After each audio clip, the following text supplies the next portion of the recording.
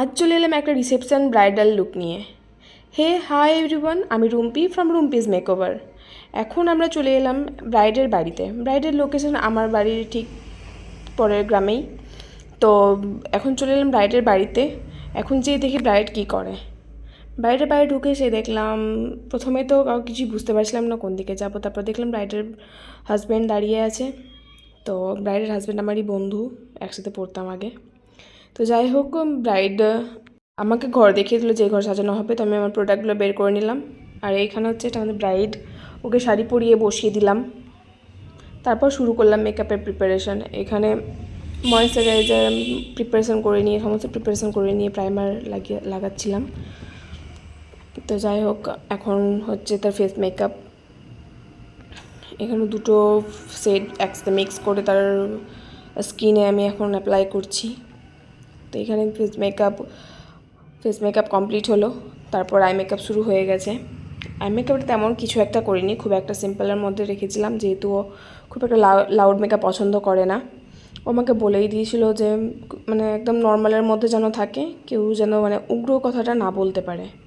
আর ও তো প্রথম থেকেই খুব ঘেমে যাচ্ছিল, সামনে একটা ফ্যান থাকা সত্ত্বেও অনেকটা ঘেমে যাচ্ছিল। মুখের লিপের ওপরের ফাউন্ডেশন বারবার করে উঠে যাচ্ছিল। তো সমস্ত রকম ট্রাই করেও হচ্ছিল না, আবার সেটাকে উঠিয়ে রিমুভ করে তারপর আবার ফাউন্ডেশন লাগিয়ে তারপরে আবার যা যা স্টেপ হয় সমস্ত কিছু করে সব, তারপরেও ঘেমে যাচ্ছিল, বারবার করে উঠে যাচ্ছিল। তো কোনো রকমে তারপরে কন্ট্রোল করা গেছিলো। যাই হোক, হ্যাঁ, এখানে সে মাথায় ওড়না দিতে চাইছিল না, তার বাড়ির লোক বলেছিল ওড়না দিতে, কিন্তু সে চাইছিল না। তাই আমি বললাম যে তোর আঁচলটাই মাথায় দিয়ে নে, সেটাই বেশি ভালো লাগবে। তো ও বললো ঠিক আছে, তবে তুমি সেটাই করে দাও। তো আমি তখন তাকে সেটাই করে দিলাম। হ্যাঁ, ওর ভীষণ পছন্দও হয়েছিল তারপরে এটা।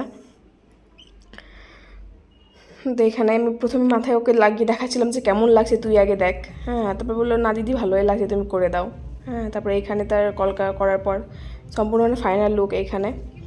হ্যাঁ, ওকে জাস্ট একবার জিজ্ঞেস করেছিলাম যে তোর কেমন লাগলো বল। তো ওটাই বলছিল যে ভালো হয়েছে, অনেক ভালো হয়েছে। ওর হাজব্যান্ডও রিভিউ দিয়েছিল, কিন্তু সেগুলো নেওয়া হয়নি। এখানে কিছু কিছু বাচ্চা মেয়েরও দাঁড়িয়েছিল।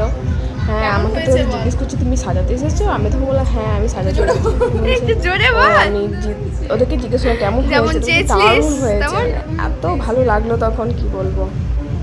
আর এখানে একটু ক্যামেরার ইয়েতে একটু হেজি লাগছে, কিছু মনে করো না। হ্যাঁ, এটা তার এখন যেখানে বসার জায়গা করা ছিল সেখানে। আচ্ছা, টাটা বাই বাই। শেষে কিছু পিক দিয়ে দিলাম আমি, তোমরা দেখে নাও কেমন হয়েছে।